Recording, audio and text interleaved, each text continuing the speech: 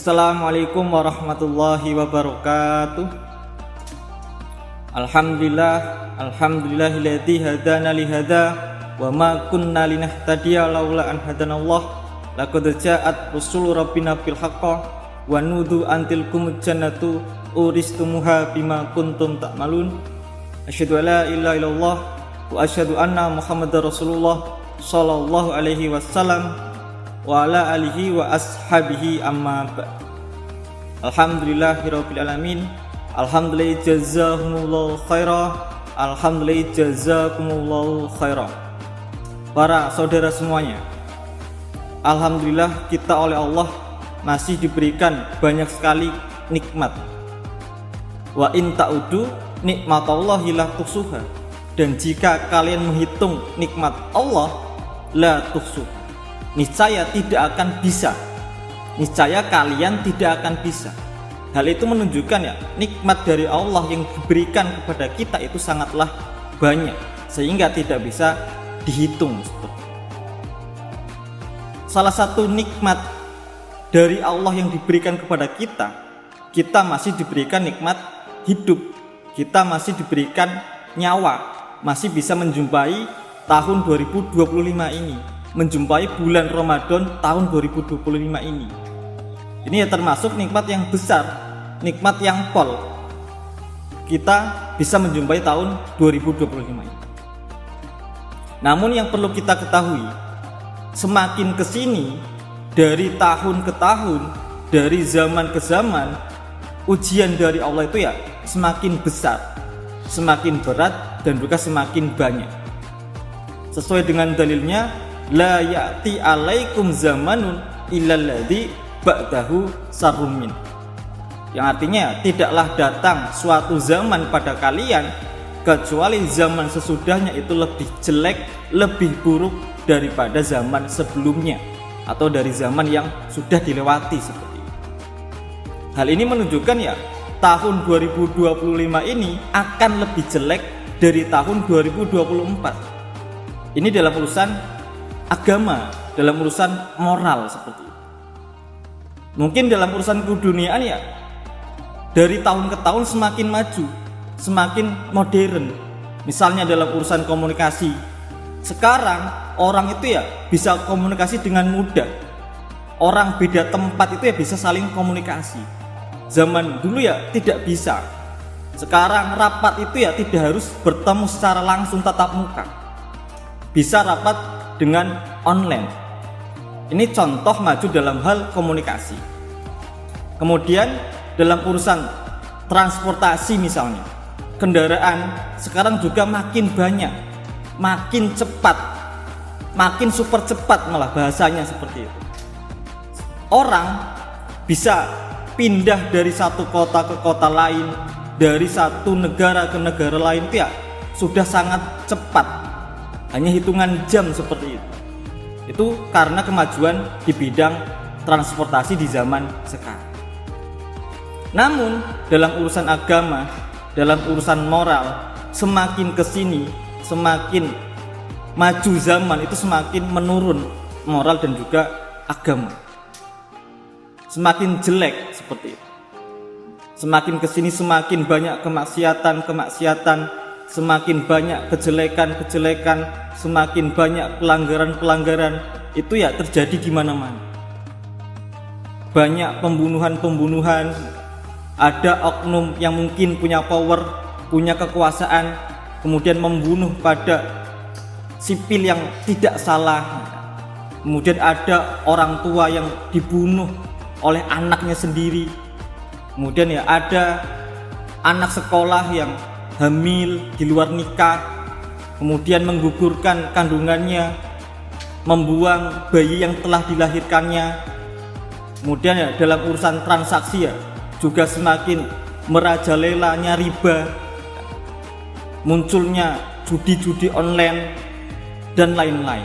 Itu ya contoh-contoh yang menunjukkan dalam urusan agama, dalam urusan moral, dari zaman ke zaman, semakin kesini itu semakin menurun atau semakin jelek. Karena kita yang sedang menghadapi zaman yang seperti itu, menghadapi era kebebasan tanpa batas, ini ya berarti sebuah ujian bagi kita. Bagaimana agar kita bisa menjalani era kebebasan tanpa batas ini tanpa melanggar batas-batas ataupun ya norma agama seperti itu.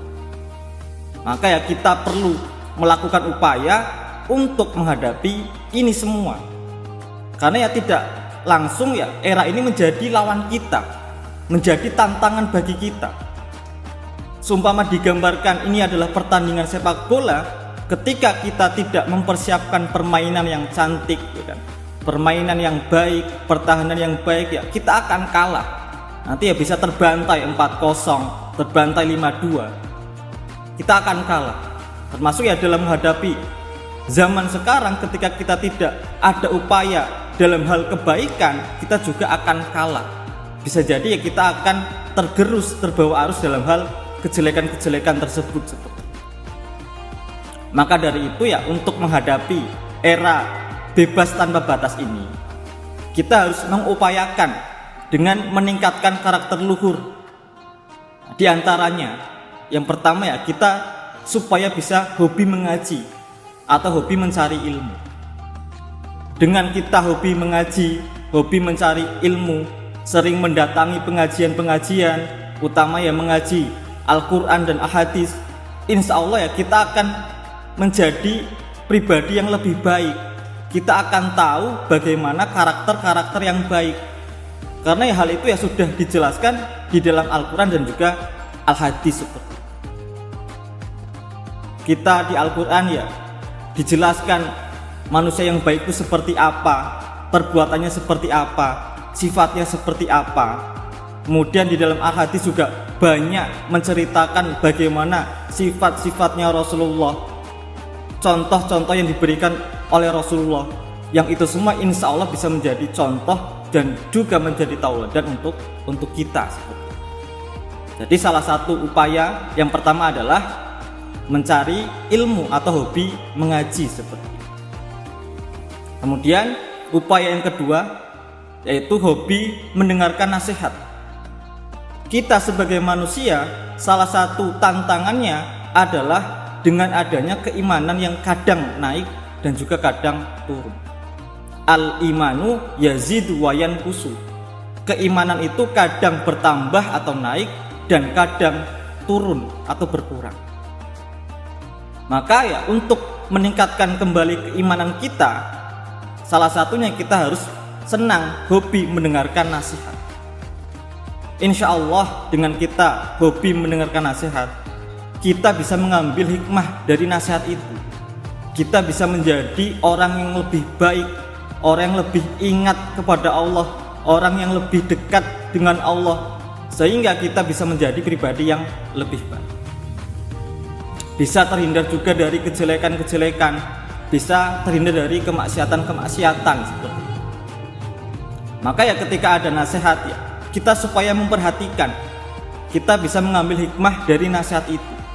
Entah itu nasihat ketika di dalam pengajian-pengajian, atau nasihat setelah sholat Jumat, atau ya di bulan Ramadan ini ya ada nasihat khusus atau nasihat khas bulan Ramadan, yaitu nasihat kultum.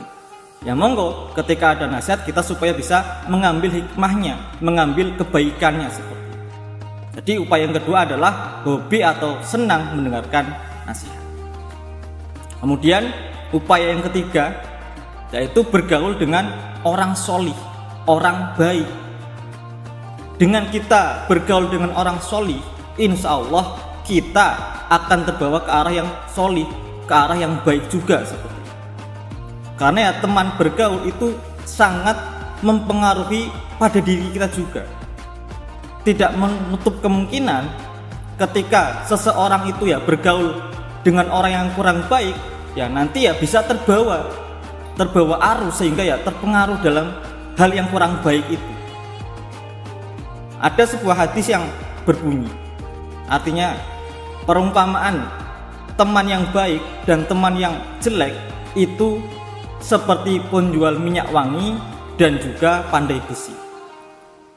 Penjual minyak wangi ada kalanya memberikan minyak wangi untukmu, atau kamu bisa membeli minyak wangi padanya, atau kamu minimal mendapatkan aroma wangi darinya. Jadi ya mendapatkan kebaikannya, wanginya di sini.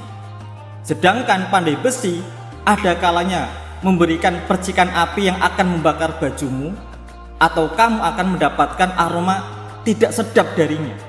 Kalau istilah Jawa itu ya mung oleh sangite, cuma dapat aroma tidak enaknya.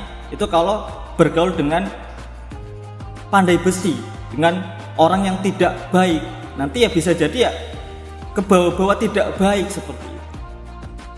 Perumpamaan itu yang menunjukkan ya teman bergaul itu juga sangat mempengaruhi kita. Maka ya upaya yang ketiga ini adalah bergaul dengan orang yang solih, orang yang baik seperti itu. Upaya nomor 4 adalah taat pada aturan. Dengan kita mentaati aturan, kita akan menjadi pribadi yang baik, menjadi orang yang baik, menjadi orang yang karakternya luhur. Utamanya adalah aturan agama. Kita sebagai umat Islam ya berarti supaya mentaati aturannya Allah dan Rasul yang sudah ada di dalam Al-Quran dan juga Al-Hadis.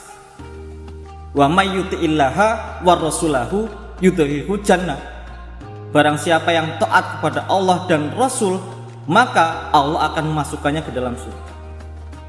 Orang-orang yang akan dimasukkan ke dalam surga, insya Allah ya semasa hidupnya akan berbuat baik, karena dia mentaati ya aturannya Allah, aturannya Rasul seperti itu. Berarti ya karakternya luhur seperti itu. Itu utamanya adalah aturan Allah Rasul. Ditambah lagi kita di sini sebagai warga negara Indonesia yang baik, itu supaya tunduk dan patuh terhadap aturan yang sah yang berdasarkan dengan Pancasila dan Undang-Undang Dasar 1945. Itulah beberapa upaya yang insya Allah bisa meningkatkan karakter luhur kita. Yang pertama tadi, kita supaya hobi mengaji. Yang kedua, hobi mendengarkan nasihat. Yang ketiga, kita supaya bergaul dengan orang solih. Dan yang keempat, taat pada aturan Allah, aturan Rasul dan juga pemerintah yang sah. Sekian yang bisa kami sampaikan. Semoga kita semua bisa menjadi manusia yang lebih baik, menjadi insan yang lebih baik, insan yang karakternya luhur di era kebebasan tanpa batas, tanpa melampaui batas. Sebelum kami tutup, kami akan berpantun. Silakan dicatat, barangkali memang perlu dicatat. Nanti mas-mas yang di sini, mas-mas kameramen bisa membantu cakep gitu ya. Oke. Jalan-jalan ke Barcelona. Barcelona menang La Liga. Mari tingkatkan karakter luhur kita agar kita bisa terjaga. Tepuk tangan sendiri-sendiri. Sekian dari kami, banyak kekurangan dari kami mohon maaf yang sebesar-besarnya. Semoga Allah paring manfaat dan barokah. Akhir kalau ada, wassalamualaikum warahmatullahi wabarakatuh.